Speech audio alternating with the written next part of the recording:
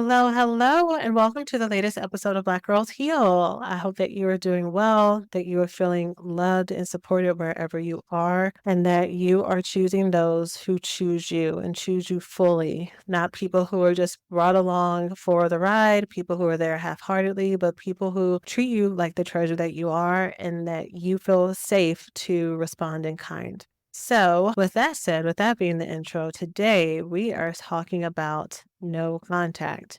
So, I'm actually resharing an episode that I shared. Oh my gosh, how long ago was this? Maybe a year and some change ago now, around the don't text them, sit on your effing hands challenge that I gave y'all to go 7 days without being in response with the folks that you may be in an addictive or trauma bonded relationship with. And I know that that was a fan favorite. I don't know if that episode is still up. And so I wanted to republish it in case it is not, so that those who I know have loved this episode can come back to it for encouragement and support and to also take this challenge. I'm going to share more about this in the episode, but I'm going to say the same thing I tell y'all all the time. You're going to hear it again in about 5 minutes. But you deserve to be in relationships that make you better and that you don't have confusion around and that you don't stay up late at night about and that you don't have deep anxiety around. And there's a difference between relationships that help you grow, right? That serve as reflections of things for you to work on and things that just are heavy and they feel like work and they're re-traumatizing. And so, if there are relationships around you that feel as if you're in this love addictive, love avoidant cycle that you feel so overwhelmed by, you've already done all the things to try to explain to them what's going on. You've tried just being their friend and it's not working out. You've tried having boundaries and just pulling back. And this is not just romantic relationships, it's going to be friendships, it's going to be family. I really encourage you to take advantage of the content in today's episode. This is also being shared because now the no contact support group is up. So I have taught about no contact from day one, like literally from day one, and taught it as a skill. And in the past, I've had it as either part of my recovery school program or people have been able to opt into just a smaller course for it. And then, of course, we have the book that is coming out.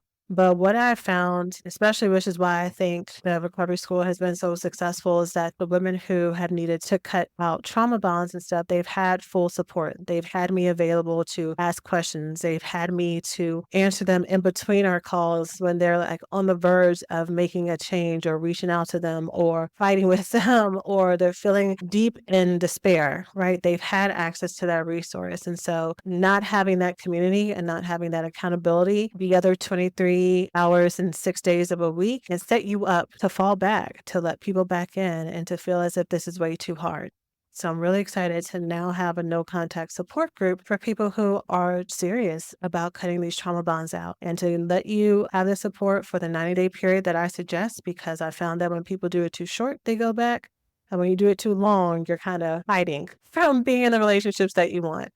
So that is going to be our special offer for this episode. But for now, I want to talk about what does it look like to sit on your hands and choose yourself and get out of these relationships with people who don't deserve you. Let's jump on in. Hello, hello, and welcome to the latest episode of Black Girls Heal. So, today's episode is going to be for the love addicts. It's going to be for my loved ones, my ladies who have a persistent obsession with a person, a relationship, or the fantasy of a personal relationship and mistaking it for love, that there is someone or someones in your life that you know you need to create some space and distance from, or you don't know. Maybe they are being a little bit inconsistent, but you don't know if it's you or you don't know if it's them. You don't know if it's that they're just busy. You're trying to give them the benefit of the doubt. You're trying to make space for things to go back to how they used to be. And you're trying to maintain your self-respect, but it's not working. The more space you give to this person, the more you try to toe the line, the more you try to kind of step out and build a life where you're not depending on their phone call back or their text back or the next time y'all get together. It works, quote unquote, for a minute until they text you and then you're fiending again. Then you feel this immediate relief because you're like, oh, finally we're back in contact. Finally, they're not mad at me. Finally, I can be happy. And it's like something within you is resolved until they start to create that distance again. This episode is for y'all. Now, no one's ever told me that you listen to this podcast with little ones around, and I never give this disclaimer, but I'm going to give it now that I'm going to be cussing. even though I obviously have cussed in other episodes, only because I almost named this podcast episode Sit on Your Fucking Hands. That was going to be the podcast title. And I was like, yo, I don't know. I don't know if I can make that the title to where it starts streaming across people's phones. So we got it in the subtitle, y'all. But today's topic is don't text them, sit on your effing hands. And we're going to talk about why you may need to do this. I'm going to go a little bit more into detail about who this episode is for. And then I'm going to talk about who this episode is not for. Because I have people on all sides of the spectrum, people who are currently in an addictive relationship, friendship, romantic, or otherwise, with people that you have very codependent connection to, and it is killing you what the communication or lack of communication is looking like. So we're going to talk about that a little bit. And then I have my ladies who are avoidant, who've looked for reasons to cut people off. And I'm going to make it very clear that for those of you who may relate to that, this episode is not for you because that's only going to be enabling how you are very critical when it comes to people who may be good for you. We're going to differentiate. Is this a relationship that needs some examining? Is this someone or a relationship that is actually available? And if so, you're going to be encouraged to keep moving forward, even when you're a little bit triggered. But we're going to spend the bulk of this episode breaking down why you might need to take a break. I'm going to ask y'all for 7 days. I'm going to ask you for 7 days. I'm going to tell you what to do during that time. And then we're going to talk about what we're going to do in different worst case scenarios. So let's go ahead and get on started. Thanks for listening to this week's podcast. Before we get started, let's take a small break to say thank you to this week's sponsors. For this episode of Black Girls Heal, we've partnered with eHarmony, the dating app to find someone you can be yourself with. I think one of the hardest things about dating apps and the quickest way to have an immediate turnoff is if the first few messages aren't on point. Whether or not it's the generic, hey, something inappropriately suggestive, or the 10,000, hey, how was your day? It can get old very quick. And even on your side, sometimes not knowing what to say because you don't know if you'll have much in common or how to break the ice. Conversations on dating apps can be boring, but it doesn't have to be. And that's where our sponsor, eHarmony, comes in. The compatibility quiz helps bring out people's personality on their profiles. They highlight similarities, you have potential matches, so you have a better jumping off point for the conversation.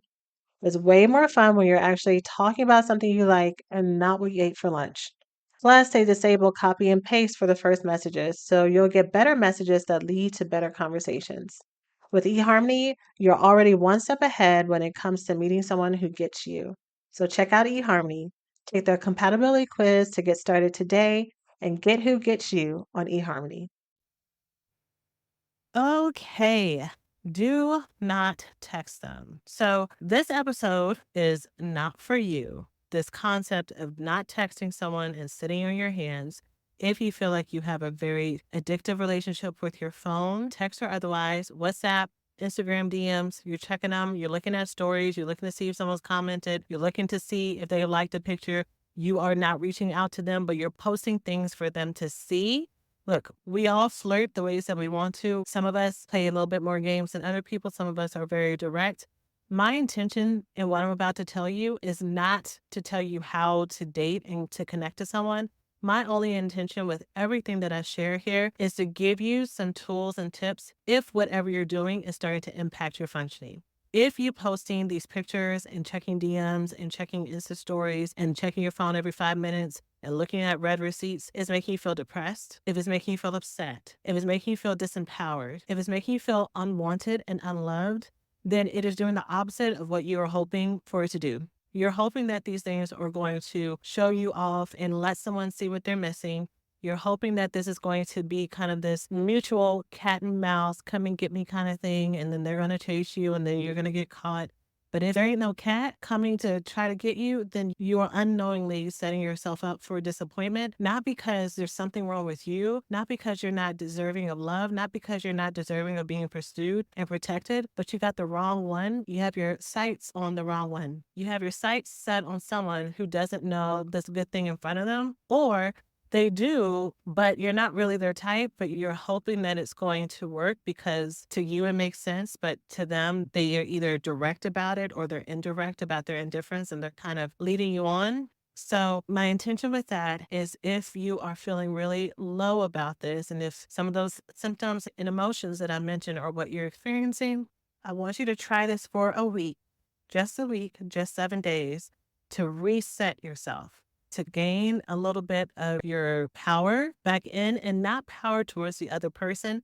When we spend our time trying to win and play this game and teach a lesson to somebody and make them jealous, we are giving them way too much of our attention, and usually it's attention that they don't deserve. They wouldn't even know what to do with it if they had it. We are looking for empowerment for ourselves. We're looking to get to a place where we feel grounded, where we feel whole, where we feel fully connected to the amazingness that we are. And sometimes we have to take a break from the things that are making us feel less than to remember everything that we have inside of us. So that's what we're going to be talking about today. Okay. As promised, who is this not for? This is not for you if the person or the people that you are considering that you're listening to this episode for, that you're intrigued with this episode for, and you're like, okay, tell me why I shouldn't have texted them for 7 days. Like, say less. I'm already sold. Just tell me what to do. This is not for you if the people that are on your list are people who are emotionally available. They're open. They're the type of people who take accountability for themselves. They regularly initiate reaching out to you, and you are perhaps upset because maybe one or two times that you reached out to hang out with them, they were not immediately responsive, or they didn't respond the way that you wanted them to. And that triggered that abandonment and rejection wound in you, even though 99.9999999% of the time they have been amazing towards you. And it takes so much courage for you as someone with insecure attachment or with love avoidance to really put yourself out there. So they unknowingly, they did not know how heavy this was. And even if we were talking about it, or if you were talking about it with somebody else, whatever they did, even though it was triggering to you, it wasn't abusive. It wasn't mean, but it did hurt your feelings. This is not for them. Okay. If that is you, I would encourage you to reach out and talk to them and tell them how whatever they did or didn't do made you feel, that you use feeling words, softer feeling words, not you piss me off, not you make me so angry, that you not shoot slugs, that you not say indirectly, well, I wanted to hang out, but you were busy. No, we use our full adult words with people when we are upset. We also don't do it over text. Do not do anything over text. Do not do anything over email, and also not voice notes, because you need to be in conversation with them. So call them on the phone or next time you see them. If all of this is making you nervous, then you pause and you tell them at the beginning. So my coach told me to do this. I'm your coach, by the way. My coach told me to do this, and I'm feeling really nervous. And I just need you to know that this is hard for me to express how I feel. But here it is. I felt really hurt the other day when this happened or when this didn't happen. And what I needed from you is insert what it is that you needed from them. I needed you to respond. It didn't sound like you were really that happy to see me, even though you said you were. Your voice was kind of flat, and I just felt like you didn't mean it. And then you're going to end it with, is that true? Okay? Because you don't know if it's true. For those of us who spend so much time living in our heads, we are so good at making up stories. And because maybe half of the time they're right, and also because maybe half of the time it's really helped us be successful in a lot of ways, we have this belief that the stories we make up are always right. Especially if you have a gift of intuition and discernment, it's really, really hard for you to have the possibility in your mind that maybe your calculations are off. Maybe the math this time wasn't mathing. And so how about you just check and see. Worst case scenario, you were right. And now you have to have this adult conversation with them about what the next steps will be and what you need for them and are they available for you. Best case scenario is you were off. And you get to have a reparative conversation where you get to open your mind to the possibility that the sensitivity that you have to threat, that maybe every time the alarm bell goes off, that maybe it's just, there's not a 4 alarm fire. Maybe you just cooking some bacon and it got a little smoky. Like maybe everything is okay. These next steps about not texting someone, which is basically do not initiate contact with someone for a week, is also not for you if you are in the phase of intentionally growing friendships. When it comes to friendships, especially as adults, with all of us, with our businesses, with our families, with our hobbies, or even just with our shows that we have to catch up on the weekend, People are not always on your mind, not because they won't want to spend time with you, but just because they're busy, because they're tired, because they're working and there's only so many waking hours in the day. And it's a big, big wide world. So when it comes to building adult friendships, you will have to initiate. If you are used to people reaching out to you all the time, and that is a standard that you have that you never initiate, I just have some curiosity around that. Maybe that's something we can unpack with another episode. But if you want mutual relationships, you're part of the equation, maybe consider starting to reach out more to people. But same thing, if someone was not available, how or when you wanted them to be, if they seem to be busy a lot, but the energy you get from them is not that they don't want to spend time with you, but just that your schedules haven't been able to connect, go ahead and try one more time and see. Especially if y'all had a good time together. Go ahead and try one more time and see. How about you settle for a phone call? Sometimes we want to connect with people who have different emotional or energy levels than we do. So for us, the way you might feel really connected to someone is when you can be in front of them and you have time, like maybe your love language is quality time. So you just really need to have a glass of wine. You need to be sitting in a lounge. You want to have a coffee, get some ice cream. You need to be outside. And maybe the person that you want to spend time with wants to spend time with you, but they are not an outside person. They are good with putting you on FaceTime and y'all have 1 hour, 2 hour conversation, but getting them out the house is not really going to happen. So is there some type of negotiation or middle ground that you can make just to get the ball rolling? That's the other thing. Even with people that we click with, it doesn't necessarily mean that you are going to be spending every weekend, every day together, especially if you're love avoidant. I mean, for some of us, we may want that, but also at the same time, we don't want that because we don't know what that feels like to be around someone all the time in their energy, unless we've swung from our love avoidance to be in an addictive relationship. Then we're with that person all the time. All of a sudden, we have no time for friends or family, but now we can spend hours talking on the phone with somebody. It's very interesting how these intimacy disorders work. But the way that people give you more access is it's slow growth over time. When you are used to living in intimacy disorders, you only have two modes that you recognize. The first mode is you like me, I like you. Let's spend all of our time and energy and availability talking and hanging out with each other and getting to know each other. We go deep and we have marathon hangouts and dates and you learn all my stuff at the beginning. The other mode is I'll see you when I see you, and you got to earn that trust. I got to see how I feel about you. And we don't know what it looks like to be slow and steady and balanced and still mutually enjoy each other, to still be open, to still be vulnerable, but to grow in that trust versus automatically giving everything to someone at the beginning and putting all of your hopes and dreams into them, or making them work too hard to where you either push them away or you lose interest because you've made it so hard that you weren't even able to connect yourself. It takes time. So reach out. It's going to be worth it in the end. This is for you to not text someone, to not initiate text with someone, to take a break from initiating this if the person or people that you have in mind are someone who is physically unavailable for you, in that they are not available to hang out, even on their phone, and the way that they communicate with you, that they communicate with 1 or 2 word answers. If they do text you or call you, let's do text because I'm talking about texting. If they text you, it's hours and days in between. They're always busy. Oops, they didn't see your text. They'll get back to you. They text you back really late. They text you really early. They text you at times that it's not convenient to talk. And then when you miss that little window, they're not available later on. It's very interesting. That is a very high level avoidant technique where someone will reach out to you when they know you can't talk to them, just to say that they did it, just to kind of keep you on the hook. When they do talk, they don't really share anything about themselves. They don't ask about you. You're the one who's sharing about yourself. They say something and you share a whole long conversation after that.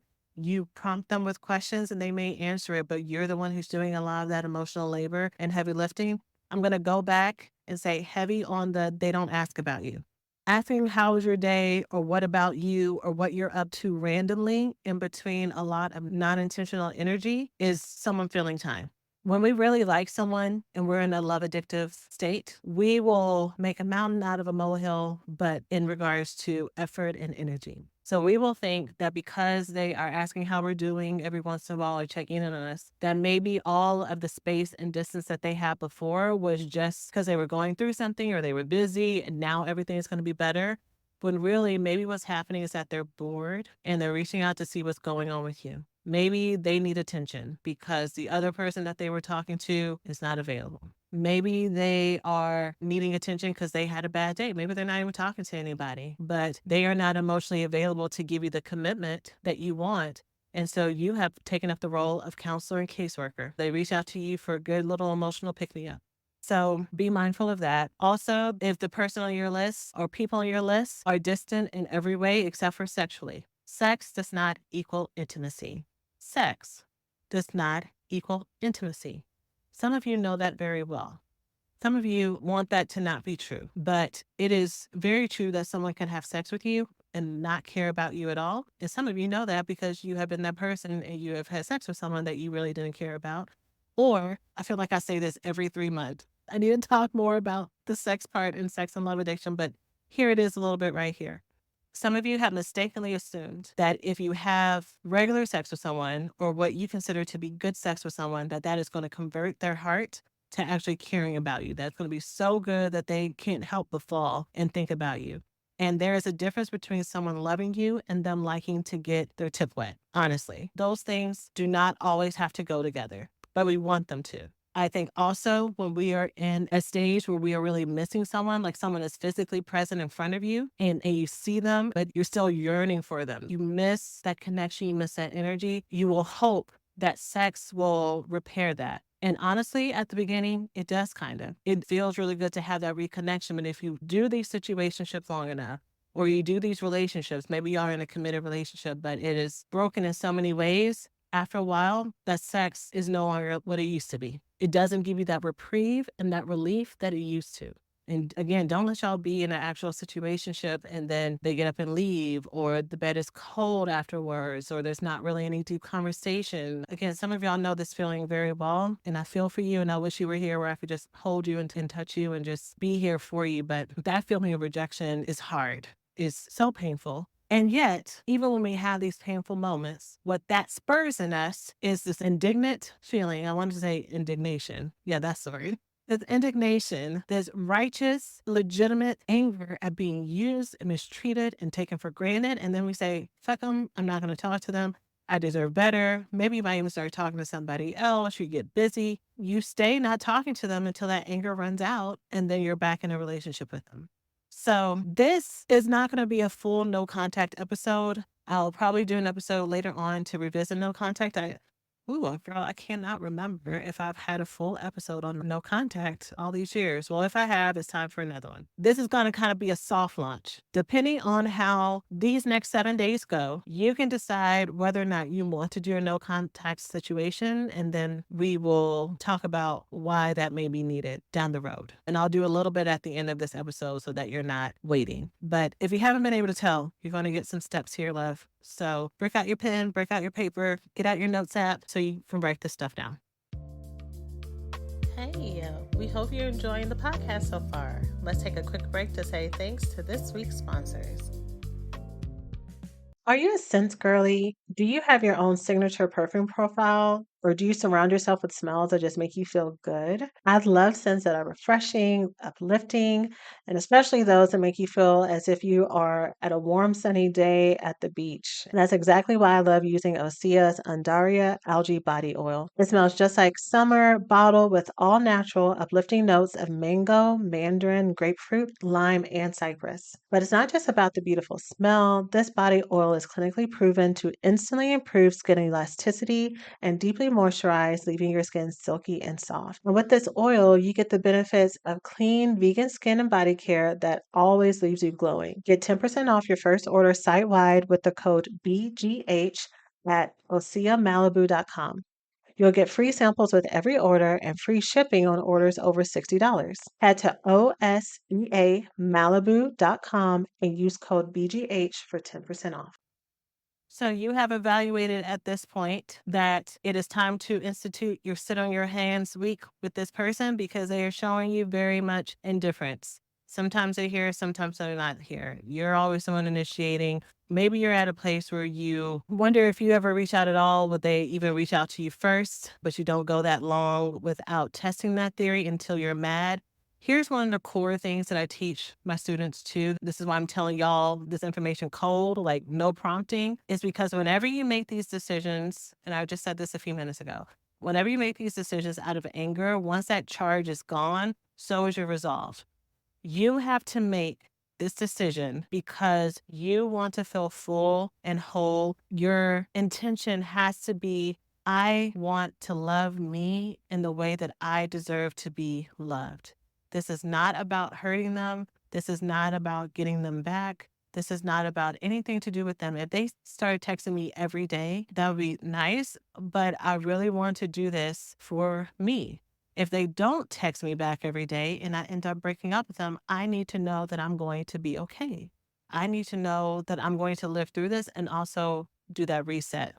I'm going to say these examples in the frame of romantic dating relationships, even though this absolutely applies to friendships. It absolutely applies to narcissistic family members who only reach out to you when they want something and when they want something either monetarily, time wise, or just to vent. People who use you as their emotional dumping ground, this can be used for you as well and tailored. So you're going to spend this week not reaching out to them the next 7 days. You're not going to say good morning. You're not going to even look at their stories. I'm not telling y'all to block them because we're not doing a no contact situation, but you're not going to intentionally look at their stories.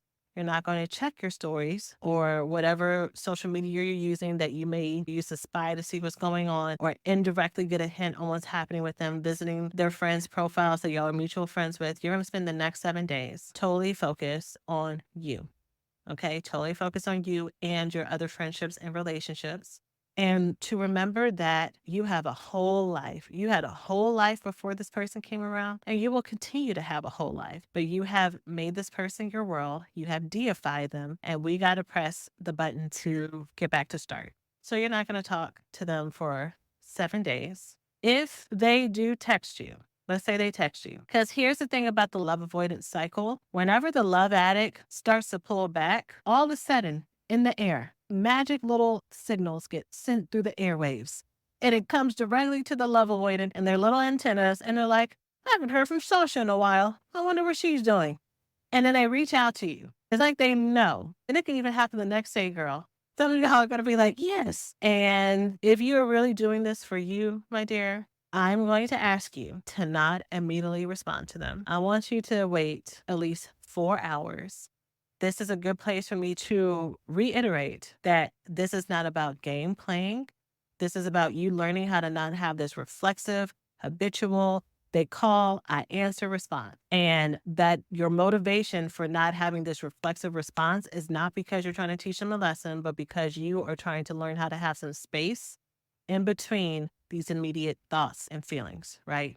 You need to know that you can go some time without being at their beck and call. And I know me saying that for some of you is going to be fighting words. You're going to be like, I am not at their beck and call. But if you listen this far to this place, and if any of this other stuff that I said before relates to you, like the way that this person has been disrespecting you and dishonoring you and treating you less than you deserve, there's some place in you that has allowed this behavior to go on longer than it needed to because you deserve so much more. So switch the phrasing if it doesn't fit, but you are building your independence. We are soft launching you learning how to be a little bit more independent or a lot more independent when it comes to this relationship and your connection to them to regain your commitment to your own identity. So you're going to wait 4 hours. If this is someone that you're really fiending for, I need you to set a timer so that you're not looking at the clock every 5 minutes trying to see if 4 hours is done. Now, someone here is listening saying only 4 hours. If they're leaving me on red and not being responsive, they'd be lucky if I text them back within a day. I'm saying 4 hours because one, we're not doing the games, right? Like if I leave them on red for a day just to teach them a lesson, that is switching from me doing this for myself to doing it to hurt them. And I got to get out of the habit of the focus of all my habits being about them. So if that is not something that organically happens with you naturally as a person when it comes to this person that we're talking about, then you're not acting in integrity, which goes to the second point. You need to act in your personal values. We need to hop out of getting people to make us forget ourselves and be someone that we're not. That is such a common symptom for love addicts, that we completely become super emotional and super hurt and super invested in these things and have really deep emotional responses where we either shut down and we lose our interest in things because we're so depressed about what's happening with this relationship, or we become super emotionally charged around it, whether or not that charge looks like sadness, anger, frustration, whatever it may be. But the 4 hours is a middle ground for me, which is what is a respectful time to wait to respond to somebody, right? Or a respectful time period in between when someone checks in on you. If you're available to respond, 4 hours, maybe 8. If this is starting to give you the courage to do full no contact with someone, like maybe before we started listening to this episode, you were thinking, okay, I can kind of try this. But the more you listen, the more you hear me talk, you're like, I could do this 7 days, but I really know this is someone I shouldn't be in contact with. Then do a full no contact. You do not have to respond. You do not have to worry about being mean or rude. We can talk about, again, at a later date, what it looks like to tell someone that you are no longer available to have contact with them if you feel, due to the nature of your relationship, that would be better than completely ghosting and just not being in response at all, which is also a reason why many of us break no contact, because we go ghost because we're so angry, hurt, and upset. And then when those feelings come away, we go back and apologize. And then y'all start asking, how have you been? And then they tell you how they've been. And y'all start to laugh a little bit and you start to remember things. And then you're right back in the whole cycle again. So doing this from a place of wholeness is the way to do it. Because we're talking to someone who's flaky and inconsistent, this is not for people who are available, who love you, who try, who initiate with you, who go to therapy, who say, I'm sorry. This is not for them. This is for the other ones that I was saying. The flaky, maybe fuckboys, or people who are just, some of us are the people who I'm talking about. Some of y'all listening do this to other people. I send you so much love because I understand where it comes from. And we're going to have our love avoidant episode one day. But right now, we're talking to the love avoidance. But the love avoidant in your life who's been putting you through it, if they ask you a question, you need to answer with as many words as they gave you or less, ideally less. If they say a statement, if you decide that you want to answer, because sometimes people will be texting you stuff, especially as someone who's avoidant, just to do a temperature check, but they really don't care what you say or what you don't say. They just want to have you on the hook. So you don't always have to respond to a statement, but in case you wanted to, the same amount of words that they have or less, ideally. What we're doing here, the reason why we're doing this, because it's not about showing them how involved and busy and all that stuff you are, which, you talk to some other coaches or dating coaches, they will tell you that stuff. And I'm sure that's the purpose that they have, and it may serve those purposes, but that's not what we're doing here in this healing portion. This is a healing process for you. You are going to respond with as many words or less, because you got to break the habit of oversharing and initiating connection with these people to where you think that the conversation that you're having is deeper than it is, so that you do not end up feeling resentful that you said all this stuff and then they just said, okay, or they didn't respond at all and they just left you on red, or they just said a little bit, they didn't share as much as you did, right? We are matching energy, okay? So as many words as or less, I really want to say less. So if they say bet, then you say, if you want to respond, then you say K, the letter K. Like we're getting to that level where you're not giving more than what's been given to you. Now, if they reach out and you're not matching that energy, you're taking pauses in between responding because you are resetting, you're meditating on your end. By the way, this is what you're doing. You're meditating on your end. You're engaging in hobbies. You're spending time with people. I'm going to say a little bit more about that in a second after I get this last point. But if you are pulling back, remember, we got the signals and the energy out in the atmosphere. So they may be like, hold up, this is not normal. Like usually she's going to tell me all the stuff she does throughout the day, and she's going to say all this, and she's going to say something about us not getting together. And what have I been doing? Like she's not doing any of that. She's just saying, okay. And sometimes she's not even responding. And this is all, within the 7 days. They may ask you what you're up to, especially if the weekend's coming or they know your schedule, they know when you're available, they know what's up. And they ask you, what are you up to? You don't need to tell them. You don't need to tell them. And some of you may already do this, but this is from my ladies who have a problem with this. You don't need to tell them. So you can say, oh, busy, a little bit of this, a little bit of that, whatever your language is. Got plans, nothing. What about you? Just something really short, but you do not list out an itinerary of what you're doing. This helps you not overgive as well, because sometimes we try to make ourselves so available to someone and show our interest with someone who, if someone was really interested in you, they would find a way to work with your schedule, and they would be very intentional about finding out when you were free, about making a plan, about being direct. That's the type of energy that we're on when it comes to the relationships that we are holding standards for. And if they're not, they're being lazy. They're being lazy. Most of the time, these are the type of people who you have a loose plan with, and then they end up not showing up or really not putting in the same amount of effort as you do. So we don't want that. But just to clarify what your response would be, if they ask what you're up to, you can say that you're busy. You can say, oh, I got a lot going on. What about you? Shorten that if you need to make it less words. But we are nondescript, and we are not laying out this path for them to waste our time. Now, during these 7 days, what are you doing? If you are in an addictive relationship with this person, you've built a lot of your mental energy around thinking about them, about wondering what they're doing when they're not in response to you. And you've also may have spent a lot of your energy in anger and resentment, which is just as powerful as these feelings of love and butterflies and all that stuff. It's all energy, and it's all things that you could be using, all energy that you could be using towards things that actually want you back. And so you need to be spending time with those people who want you back, with the friends who actually want to spend time with you, with people who have been trying to talk to you, who are available, that you've been curving because you've been more interested in them. With family, healthy family, not the toxic family, not the family that's kind of mean sometimes, not the family that's sometimesy. That's just going to re-trigger your trauma. With the family that you like. And if none of these people are on your radar because you have not talked to them, then it's time for you to start making some phone calls. It's time for you to start reaching out to the people that you haven't talked to in 6 months. If all the friends around you are toxic, or you have no friends right now, which is absolutely a thing, it's time for you to reach out to someone you haven't seen in college that you were cool with, but you still got her number, and say, hey, girl, it's been a minute, but she was super happy. She was super healthy. She was super available. It's time to reach out to your college mentor or your high school mentor. It's time for you to reach out to your pastor and just shoot the breeze. We are putting in new energy into this cycle to where you understand and you know that this is not the only person that actually wants to spend time with you and talk with you, and that they're actually going to be happy and engaged when you speak with them. All right. So go down your phone list. You got people. Everybody has people on their phone. No matter how isolated you are, there are people maybe from a long time ago. Maybe you got to dust off the phone book, but there's somebody.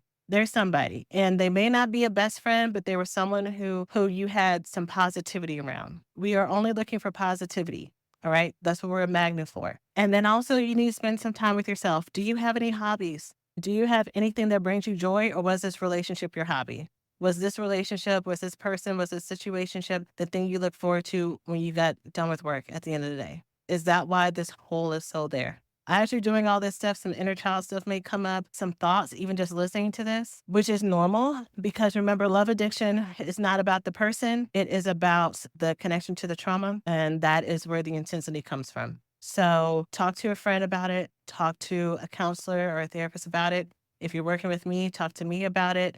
Let's change the meaning around what's going on and help you build some connection.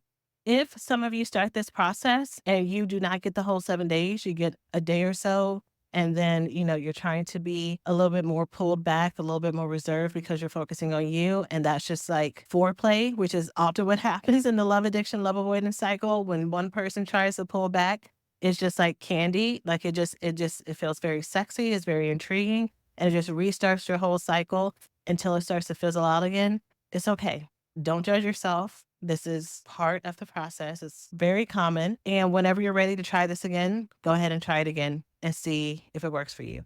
If you get to the place where you're like, I don't think it's time for the soft launch and the sit on my hands week, I think it's time for absolutely no contact. Again, I got you. We'll come back to this at a later date.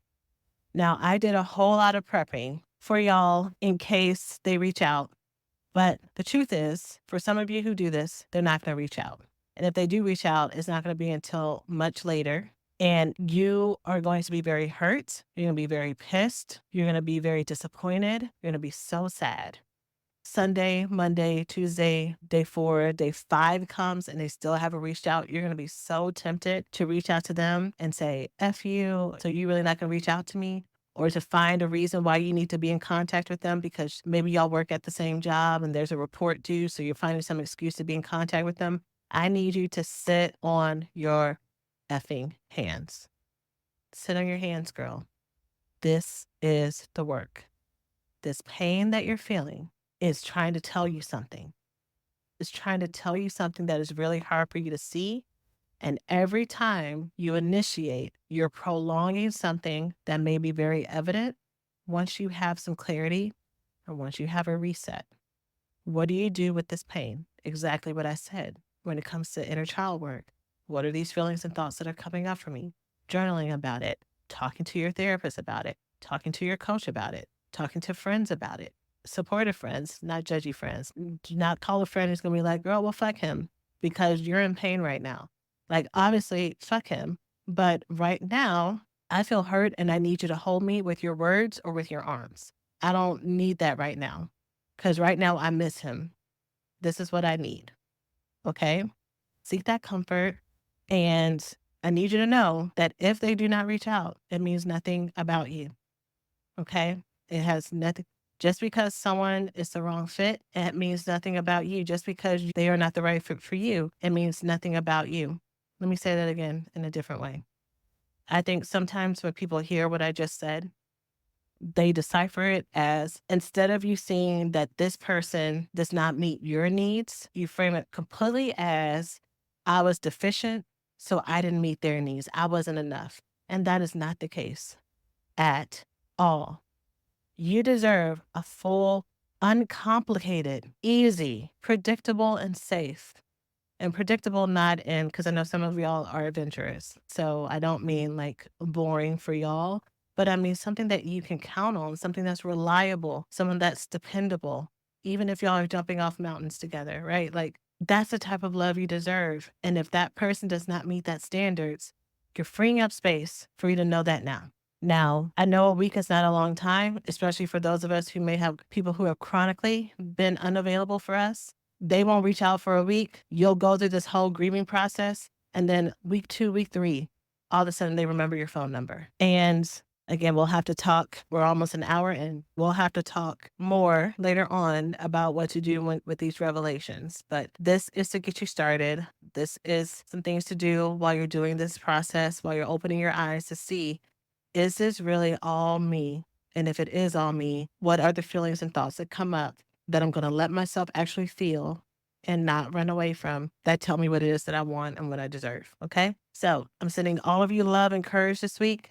You got this. And I look forward to seeing how things go. Until next time, y'all, please, please, please take care of yourselves. Know that you are the prize. Know that you are amazing. Know that you are deserving and loved, and hold that space. Okay. Take care of yourselves. All right, so that was the Don't Text and Sit on Your Hands episode. I hope that you enjoy it. I hope you take the challenge. If you need help and support, which you most likely will, the No Contact Support Group is available for you, and that's where I'm available. And also, folks in the community are available to support you and keep you on track. You're able to ask questions about all the things that bring you into the situation. There is an actual curriculum to help you work through the anger, the rage that goes through this, sometimes the vengefulness that comes up, the sadness, and actually replacing the space that this person had in your life with things that actually bring you joy. So you can learn more by joining me at blackgirlsheal.org/no contact, and you can start today. So that is it for now. I hope that you are doing so well. I'm sending you all the love. And as always, I will see you in the next episode. So take care of yourselves. Thanks for listening to this week's podcast. Before we get started, let's take a small break to say thank you to this week's sponsors.